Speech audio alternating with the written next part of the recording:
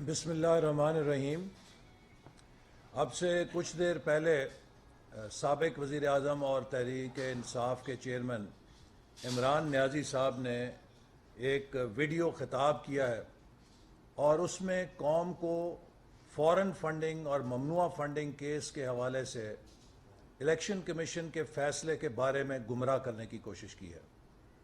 حقیقت یہ ہے کہ اس فیصلے نے 8 سال سے جو پاکستان کے اندر کنٹروورسی چل رہی تھی اور تحقیقات چل رہی تھیں پی ٹی آئی کے فنڈنگ کے اوپر، ان کا فیصلہ کیا ہے، جسے عمران نیازی صاحب جو کہ دعویٰ کر رہے ہیں کہ ہم بہت معصوم ہیں اور ہم نے کوئی غلط کام نہیں کیا، تو یہ قوم جاننا چاہتی ہے کہ گزشتہ 8 سالوں سے اس کو ڈیلے کرنے، کبھی سپریم کورٹ میں جا کے درخواست دی جاتی تھی، کبھی ہائی کورٹ میں درخواست دی جاتی تھی، کبھی اسٹے لینے کی کوشش کی جاتی تھی، کبھی اس کارروائی کو مخفی رکھنے کے لیے ان کیمرہ رکھنے کی درخواست دی جاتی تھی۔ اگر اتنا معاملہ سیدھا اور سادہ تھا تو 8 سال سے اس میں ڈیلیئنگ ٹیکٹکس کیوں استعمال کیے گئے؟ اصلیت یہ ہے کہ عمران خان صاحب نے پاکستان کے آئین اور قانون کے ہر ضابطے کی خلاف ورزی کر کے ممنوعہ اور فورن فنڈنگ حاصل کر کے پاکستان میں ایک ایسی سیاسی تحریک شروع کی جس کا مقصد بیرونی ایجنڈاز کی تکمیل تھا۔ اگر عمران خان صاحب اتنے صاف تھے، اتنے شفاف تھے تو 8 سال تک اس مسئلے کو طول نہ دیتے۔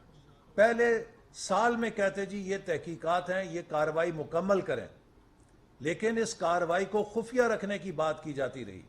کبھی سپریم کورٹ، کبھی ہائی کورٹ، بار بار جا کے التوا لینے کی کوشش کی جاتی رہی۔ عمران نیازی صاحب، یہ قوم جاننا چاہتی ہے کہ اگر فورن فنڈنگ کیس میں کچھ نہیں تھا تو آپ نے 8 سال تک ڈیلیئنگ ٹیکٹکس کیوں استعمال کیے ہیں؟ اصل بات یہ ہے کہ آپ نے بیرونی فنڈز حاصل کر کے پاکستان کے اندر سیاسی انتشار اور بیرونی ایجنڈا پورا کرنے کی سیاست کی ہے، اور اس کا سب سے بڑا ثبوت اب یہ ہے کہ پاکستان میں سیلاب نے، بارشوں نے تباہی پھیلائی ہوئی ہے۔ آپ کے پاس اتنا وقت نہیں ہے کہ آپ اپنی نام نہاد ریلیز کو چھوڑ کے کم از کم خیبر پختونخوا کے عوام کے سر پہ جا کے ہاتھ رکھیں، ان کے ساتھ ہمدردی کا اظہار کریں۔ آپ کو کوئی فکر نہیں ہے کہ بلوچستان کے اندر وہاں کے غریب عوام کے ساتھ ہمدردی آپ کریں۔ آپ کو کوئی فکر نہیں ہے کہ وہ صوبہ جس میں دوسری دفعہ آپ حکومت لے کر بیٹھے ہیں، وہاں پر بارشوں نے، سیلاب نے بدترین تباہی پیدا کی ہے، لیکن آپ ان لوگوں کے سر پہ ہاتھ رکھنے کے لیے وقت نہیں پاتے۔ قوم کو گمراہ کرنے کے لیے ہر روز ٹی وی کے اوپر تھیٹر لگا کے بیٹھ جاتے ہیں۔ آپ ہر روز اپنے جلسے جلوس کرنے کے لیے وقت لیتے ہیں، ہیلی کاپٹر لے کے ملک کے ہر جگہ پہ آپ جلسے جلوس کے لیے جا سکتے ہیں، لیکن وہ ہیلی کاپٹر سیلاب زدگان کی مدد کے لیے کدھر غائب ہو جاتا ہے، وہ آپ کو دستیاب نہیں ہوتا۔ اسی طرح آج آپ کو ملک کی بحالی سے تکلیف ہو رہی ہے۔ وہ پاکستان کی معیشت جسے آپ تباہ حال چھوڑ گئے تھے۔ میں عمران نیازی صاحب آپ کو چیلنج دے رہا ہوں، آپ اس حقیقت کی تردید کریں کہ وزارت خزانہ نے 1 اپریل کو آخری سہ ماہی کے لیے ڈیولپمنٹ بجٹ کی قسط جاری کرنے سے انکار کر دیا کہ ہمارے پاس پیسہ نہیں ہے۔ پاکستان کی 75 سال کی تاریخ میں اچھی بری جو بھی حکومتیں آئیں، مارشل آیا، جمہوری حکومتیں آئیں، مشکلات آئیں، سیلاب آئے، زلزلے آئے، ایٹمی پابندیاں لگیں، لیکن کبھی پاکستان کی یہ حالت نہیں ہوئی تھی کہ ترقیاتی بجٹ کے لیے آخری سہ ماہی کی قسط کو روک لیا جائے کہ خزانہ خالی ہے۔ یہ حالت تھی 1 اپریل کو ہماری حکومت سنبھالنے سے 10 روز پہلے۔ آپ ملک کا خزانہ خالی کر کے ملک کی معیشت کو تباہ کر کے چھوڑ گئے تھے، اور ہماری حکومت نے، وزیر اعظم شہباز شریف صاحب اور ان کی ٹیم اور اتحادیوں نے نہایت محنت کے ساتھ ان پاپولر فیصلے کر کے آج پاکستان کو بحالی کی طرف ڈالا ہے۔ اپریل کے مہینے میں جب آپ نے حکومت چھوڑی ہے تو تمام ماہرین شرطیں لگا رہے تھے کہ پاکستان کتنے دنوں میں یا کتنے ہفتوں میں سری لنکا کے راستے پہ گامزن ہوگا اور پاکستان سری لنکا کتنے دنوں میں بنے گا۔ آج الحمدللہ کوئی دنیا میں یہ نہیں کہہ رہا کہ پاکستان سری لنکا بننے جا رہا ہے۔ پاکستان معاشی بحالی کی طرف گامزن ہے۔ پاکستان کی معیشت بھی مستحکم ہو رہی ہے، پاکستان کے زر مبادلہ کے ذخائر بھی مستحکم ہو رہے ہیں اور پاکستان کا روپیہ بھی مستحکم ہو رہا ہے۔ اس چیز کی آپ کو تکلیف ہے اور اس کے لیے آپ دوبارہ ملک میں انتشار پیدا کرنا چاہتے ہیں کہ وہ معاشی بحالی جس کو شروع کیا گیا ہے اس عمل میں خلل ڈلے اور پاکستان دوبارہ انتشار کی طرف جائے۔ یہ وہ ایجنڈا ہے جو آپ سے آپ کے فورن ڈونرز لیتے ہیں۔ آپ مجھے بتائیے کہ اگر آپ کو فورن ڈونیشنز ملی ہیں تو آپ نے ملک کے لیے کیا کیا ہے؟ آپ نے کشمیر کا سودا کیا ہے، کیونکہ جو آپ کو ڈونیشن دینے والے تھے رومیتا شتی، مکیش کاندا، اندر دوسنج، ویرال لال، چرنجیت سنگھ، ورشا لوتھرا اور اس طرح کے بے شمار بھارت کے لوگ جن سے آپ نے ڈونیشنز لی ہیں، شاید آپ ان کے آگے کشمیر کے مسئلے پہ سٹینڈ نہیں لے سکتے تھے۔ پاکستان کی تاریخ میں کبھی ایسا نہیں ہوا کہ کسی حکومت نے اتنی کمزوری دکھائی ہو کہ بھارت نے یک طرفہ طور پہ کشمیر کو اینیکس کر لیا اور آپ خاموش تماشائی بنے رہے۔ آپ کن ڈونیشنز کو لے کر آپ کو سی پیک تباہ کرنے کا ایجنڈا دیا گیا تھا؟ آپ نے جب چین کے صدر پاکستان کا دورہ کرنے لگے، ان کی خواہش تھی کہ میں بھارت جانے سے پہلے پاکستان آؤں، لیکن آپ نے ان کا 2014 کا وہ دورہ ناکام بنایا اور آپ نے ہر قیمت پہ کوشش کی کہ آپ اس دورے کو کامیاب نہ ہونے دیں۔ بالآخر وہ مجبور ہوئے کہ وہ اپنے دورے کو مؤخر کریں اور وہ بھارت چلے گئے۔ آپ نے سی پیک کے خلاف ایسے بیانات دیے کہ جن بیانات کے نتیجے میں پاکستان میں انتشار پھیلا اور سی پیک کے انویسٹرز اور چائنیز کمپنیز بددل ہو کے چلی گئیں۔ چین کے صدر کو ستمبر 2013 میں دورہ کرنا تھا جسے آپ نے ناکام بنایا، اور اس کے بعد لگاتار آپ چین کو تانے دیتے رہے کہ مہنگے قرضے، کرپشن ہو رہی ہے، حقیقت نہیں ہے۔ اور پھر جب آپ کی حکومت آئی تو آپ نے سی پیک کو نشانہ بنایا، اس کی فنڈنگ بند کی اور اس کے ساتھ ساتھ آپ نے بے بنیاد الزامات لگا کے چین کے کمپنیز کو اور چین کی حکومت کو بددل کر کے پیچھے ہٹنے پہ مجبور کر دیا۔ 4 سالوں میں ہماری حکومت کے دوران 29 ارب ڈالر کے منصوبے لگے۔ آپ کے 4 سالوں میں $1 کا سی پیک کے اندر نیا منصوبہ نہیں آیا۔ آپ نے گوادر بندرگاہ کو کس کے اشارے کے اوپر تباہ کیا؟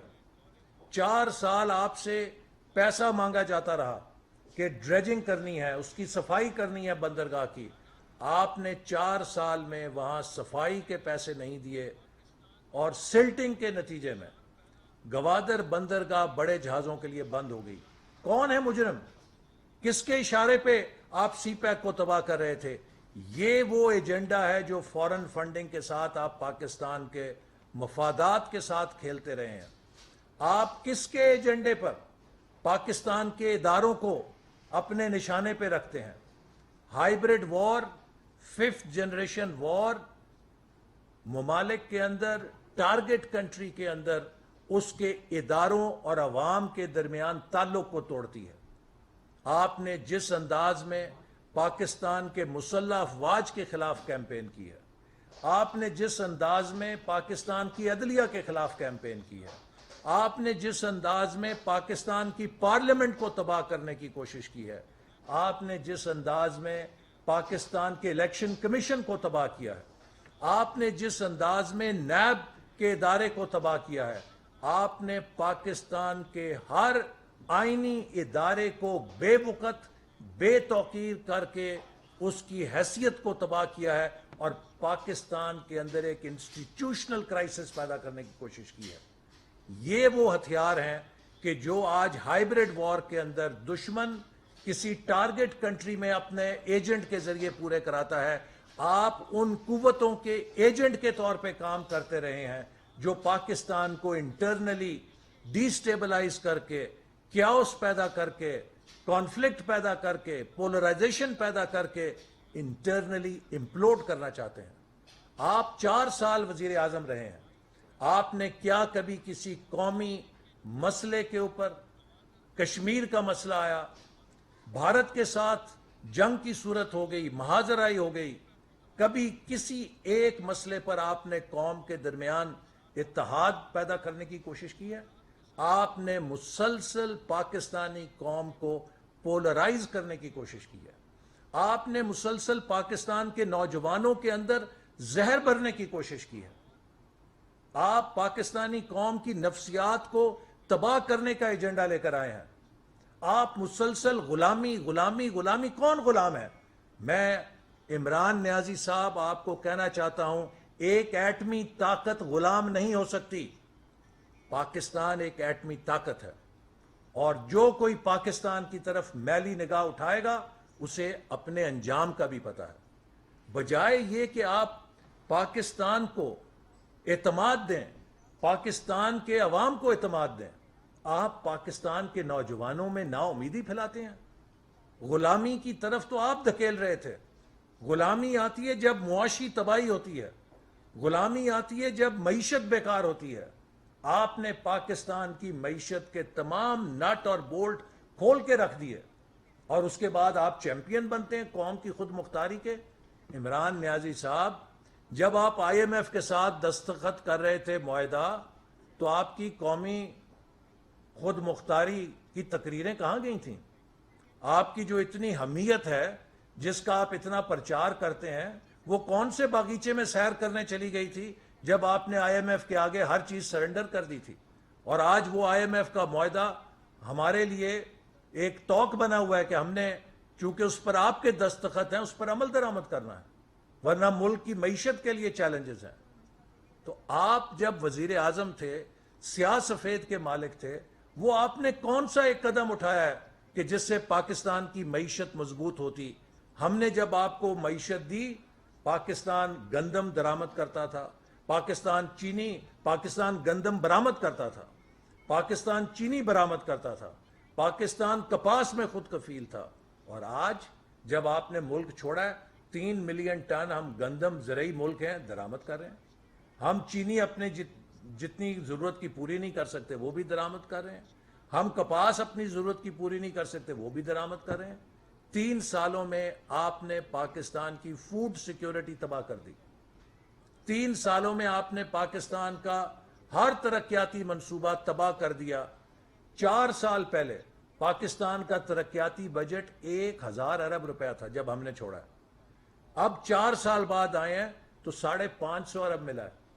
آپ بتائیے کہ وہ کون سی معاشی ترقی ہے کہ جس میں 4 سالوں میں ملک کا ترقیاتی بجٹ جو ہے وہ 4 سال کے بعد آدھے سے بھی کم رہ جائے؟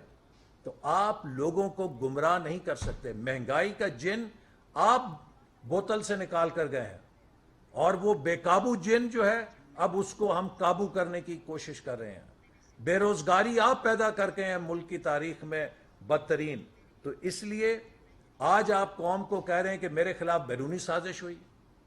سپریم کورٹ نے کہا کوئی ثبوت نہیں ہے، نیشنل سیکیورٹی کونسل نے کہا کوئی ثبوت نہیں ہے، سروس چیفز نے کہا کوئی ثبوت نہیں ہے، ملک کے انٹیلیجنس کے اداروں کے سربراہوں نے کہا کہ کوئی سازش کا ثبوت نہیں ہے۔ ایک عمران خان سچا ہے، باقی سارا ملک جھوٹا ہے، باقی سارے ملک کے ادارے جھوٹے ہیں، ایک عمران خان سچا ہے۔ یہ ایک بدترین نفسیاتی بیماری کی نشانی ہے۔ یہ وہ بیماری ہے جس میں ہٹلر مبتلا تھا۔ جرمنی میں ہٹلر نے دوسری جنگ عظیم سے پہلے اپنی تقریروں اور پروپیگنڈے کے ذریعے جرمن قوم کو دھوکہ دے کے پیچھے لگا لیا تھا. جرمنی کے نوجوانوں کو اپنے پیچھے لگایا دو باتیں کر کے. ایک، جرمن نیشنلزم اور جرمن وطنیت کو ابھار کے، اور دوسرا اس وقت جیوز کے خلاف نفرت پیدا کر کے ایک ٹارگٹ گروپ کے خلاف نفرت پھیلائی، اور دوسری بڑے بڑے بلند بالا جرمن قوم کو نعرے دے کے اور ان کے اندر ایک سینس آف گرینجر پیدا کر کے مصنوعی، اور خود اپنی تقریریں کر کے اپنی شخصیت پرستی کے پروپیگنڈے میں لا کے ایک دفعہ جرمن قوم کو پیچھے لگا لیا. ایسے خبتی شخص کے پیچھے جب جرمنی لگا تو جرمنی بھی تباہ ہوا، دنیا بھی تباہ ہوئی، اور آخر میں عمران خان صاحب وہ ہٹلر نشان عبرت بن گیا. پاکستان میں ہم نیا ہٹلر نہیں پیدا ہونے دیں گے. ہم پاکستان کو ایک نئے ہٹلر کا یرغمال نہیں بننے دیں گے کہ وہ جھوٹ بول کے، افسانے سنا سنا کے، لوگوں کے خلاف نفرت کر کر کے. عمران خان صاحب، آپ کو میں نے 10 دفعہ کہا تھا جب آپ کا سورج سوا نیزے پہ تھا اور شہزاد اکبر کا سورج سوا نیزے پہ تھا، کہ ہم نے 3200 ارب روپے کی ڈیولپمنٹ کی ہے 2013 سے 2018 کے درمیان. 32 پیسے اگر اس میں ثابت کر دو کہ ذاتی فائدہ اٹھایا، ہم قومی مجرم ہوں گے. آپ 4 سالوں میں کوئی کیس نہیں بنا سکے کرپشن کا. 29 ارب ڈالر ہم نے سی پیک کے منصوبے ملک کے اندر لے کر آئے. آپ کو کئی دفعہ کہا کہ میرے بھائی تقریریں بند کرو، جاؤ 29 سینٹ کی کوئی کرپشن ثابت کرو، ہم قوم کے مجرم ہوں گے. 1 پیسے اور 1 سینٹ کی کرپشن آپ 4 سال میں کروڑوں اربوں روپے آپ نے لگا دیے نیب کے ذریعے، ایسٹ ریکوری یونٹ کے ذریعے. آپ ایک کرپشن کا کیس قائم نہیں کر سکے. حقیقت یہ ہے کہ مسلم لیگ نون کے دور میں پاکستان شفافیت میں اوپر گیا تھا انٹرنیشنل ریٹنگ پہ. عمران خان صاحب کے دور میں پاکستان نے کرپشن کی رینکنگ میں بدترین تنزلی دیکھی. ہائیسٹ ایور جو کسی ملک کو 40 پوائنٹس کی جو ہو سکتی ہے وہ دیکھی. چونکہ عمران خان صاحب آپ کے اپنے ایم این ایز کہتے تھے کہ جتنی کرپشن آپ کی حکومت میں تھی کبھی پاکستان کے کسی دور میں اتنی کرپشن نہیں تھی. پنجاب کے اندر کیا ہوا تھا؟ آپ کے بنی گالا سے جو سیدھی لکیریں آتی تھی پنجاب میں، لاہور میں، اور لاہور کے اندر کرپشن کی دکانیں کھلی ہوئی تھیں، اور وہ افراد، وہ کردار جو پنجاب میں لوٹ مار کی سیل لگا کے بیٹھے تھے، آپ ان کے وکیل صفائی بن گئے. آپ نے تو ٹی وی پہ آ کے ان کے وکیل بن کے قوم کو یہ کہا کہ وہ بڑے معصوم لوگ ہیں. تو کس کو دھوکہ دے رہے ہیں؟ معاف کیجئے کہ اب آپ کا وقت ختم ہو گیا ہے، اور آپ اوورسیز پاکستانیز کو ڈھال نہیں بنا سکتے. آپ نے اوورسیز پاکستانیوں سے کروڑوں روپے لیے اور ان کے درجنوں اکاؤنٹس جو ہیں چھپا کے رکھے. اگر آپ مسٹر کلین تھے تو آپ نے کیوں نہیں ڈکلیئر کیے؟ آپ کہتے ہیں جی وہ تو اکاؤنٹنٹ جی، سرٹیفکیٹ جی، ایفیڈیوٹ. سرٹیفکیٹ، ایفیڈیوٹ اور امین ہونے کی، مس ڈیکلریشن کی، کنسیلمنٹ کی. آپ نے اپنے اکاؤنٹس چھپائے، آپ نے مس ڈکلیئر کیے، آپ نے کروڑوں روپے خرد برد کیے جو بیرون ملک مقیم پاکستانی اپنے خون پسینے کی کمائی سے آپ کو آپ کے جھانسے میں آ کر بھیج رہے تھے کہ شاید آپ ان کے مسیحا ہیں یا ان کے نجات دہندہ ہیں. انہیں نہیں پتا تھا کہ ان کے پیسوں کو پرائیویٹ اکاؤنٹس میں ڈالا جائے گا اور ان پیسوں کے ساتھ ذاتی جائیدادیں لی جائیں گی. جائیے آپ کے جتنے مقربین ہیں ان کے پلاٹوں کی فہرست دیکھیں. بنی گالا میں کس کس نے کتنی جائیداد خریدی ہے، کس کے کتنے پلاٹ آئے ہیں. میں نہیں کہہ رہا، آپ کے اپنے حمایتی اینکر جو ہیں ٹی وی کے اوپر بیٹھ کے کہہ چکے ہیں کہ تحریک انصاف کی قیادت کی ساری انگلیاں گھی میں تھیں کیونکہ فورن فنڈنگ کے پیسے سے انہوں نے خوب گلچھرے اڑائے ہیں. تو آپ لوگوں کے پیسوں کو کھا جائیں، لوگ آپ کو خیرات کے لیے پیسے دیں، شوکت خانم کے لیے پیسے دیں، آپ انہیں سیاسی جماعت کے کام میں لے آئیں، اور پھر آپ کہیں کہ میرے خلاف سازش ہو رہی ہے. آپ کو ان تمام جرائم کا جواب دینا پڑے گا. آپ یہ نہیں ہو سکتا کہ عمران خان کے حسن کے پیچھے، آپ کے ہینڈسم ہونے کے پیچھے آپ کے جرائم بھی ہینڈسم ہو جائیں. آپ کے جرائم بہت اگلی ہیں اور ان جرائم کے لیے آپ کو آئین اور قانون کا سامنا کرنا پڑے گا. اگر پاکستان کے 22 کروڑ عوام ایک غریب آدمی جھوٹا چیک لکھنے کے اوپر جیل میں چلا جاتا ہے تو وہ شخص جو پاکستان کا سابق وزیر اعظم ہو کروڑوں روپے کی مس ڈیکلریشن کرے تو کیا وہ جیل نہیں جا سکتا؟ کیا وہ قانون کی گرفت میں نہیں آ سکتا؟ آپ کس ایک قانون کی بات کرتے ہیں؟ آپ کا قانون تو یہ ہے کہ پاکستان کے 22 کروڑ عوام کو آئین اور قانون کے تحت جھوٹے مقدمے بھی بنا کے جیلوں میں ڈالو. لیکن عمران خان جو ہے جتنا بڑا آئین شکنی کر دے، وہ آئین توڑ دے، وہ قانون توڑ دے، وہ پولیٹیکل پارٹیز ایکٹ کی دھجیاں اڑا دے، چونکہ وہ ہینڈسم ہے تو اس کے خلاف کوئی کارروائی نہیں ہو سکتی. سوری، یہ کوئی مقابلہ حسن نہیں ہے، یہ پاکستان ہے، اس کا آئین ہے، اس کا قانون ہے. آپ کے ساتھ کوئی زیادتی نہیں ہوگی جیسے آپ نے ہمارے ساتھ کی ہے. کسی جھوٹے کیس میں آپ کو سامنا نہیں کرنا پڑے گا، لیکن جو آپ کے جرائم ہیں، جو آپ کے گناہ ہیں، جو آپ نے اس ملک کے آئین اور قانون کی خلاف ورزیاں کی ہیں، ان کے تحت آپ کو بھی اسی قانون کا سامنا کرنا پڑے گا جو ایک عام آدمی کرتا ہے. چودھری خالد اکبر صاحب RTV سے. جی احسن صاحب، یہ بتائیے کہ یہ جو الیکشن کمیشن کا فیصلہ ہے فنڈ فنڈنگ کے حوالے سے کیبنٹ نے کیا فیصلہ کیا کہ آیا یہ معاملہ اب CCL میں ان کے نام ڈالے جائیں گے جیسے چل رہا تھا، اور کوئی FIA کے مقدمات قائم کیے جائیں گے جو اس میں ملوث تھے لوگ؟ دیکھیے، آج کابینہ نے اس رپورٹ کا جائزہ لیا اور ہم نے کوئی ایسا فیصلہ نہیں کیا کہ جس میں کسی قسم کا سیاسی تعصب آئے. ہم بالکل شفاف طریقے سے اس مسئلے کو ہینڈل کریں گے. کابینہ نے وزارت قانون اور ایک کمیٹی کو کہا ہے کہ وہ اس کے آئینی اور قانونی پہلوؤں کا جائزہ لے اور اس کی روشنی میں وہ کابینہ کو ایڈوائز کرے کہ کیا اقدامات لیے جانے چاہیے. البتہ جو چیز ریکارڈ پر آئی ہے اس سے یہ بات ضرور ثابت ہوئی ہے کہ یہ 2000 تقریباً 12 یا 13 تک کا جو اکاؤنٹ ہے جو بابر صاحب نے، اکبر ایس بابر صاحب نے پیش کیا ہے، یہ تو ایک بالکل قطرہ ہے. لیکن 2014 کے بعد سے یقیناً جس طرح کی کارروائیاں ہوئی ہیں عمران خان صاحب کی طرف سے، انہوں نے بہت بڑی تعداد میں فورن فنڈنگ حاصل کی ہے. تو جو متعلقہ ادارے ہیں ان کا فرض ہے کہ وہ اس بات کی تحقیقات کریں کہ اگر کہیں منی لانڈرنگ ہوئی ہے. وہ جو دوسروں کو پاپڑ والا کہتا تھا، پتہ یہ چلا کہ اس کا اپنا کمپیوٹر والا، اس کا اپنا چائے والا، اس کے دفتر میں کروڑوں روپے کے اکاؤنٹ نکلے جو چائے والا اور کمپیوٹر والا کے اکاؤنٹ تھے. ان کا عمران خان صاحب جواب نہیں دینا چاہتے.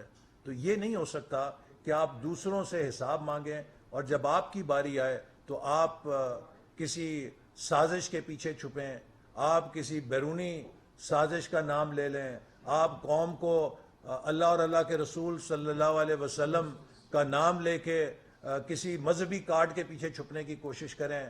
عمران خان صاحب، ہم سب کلمہ گو ہیں.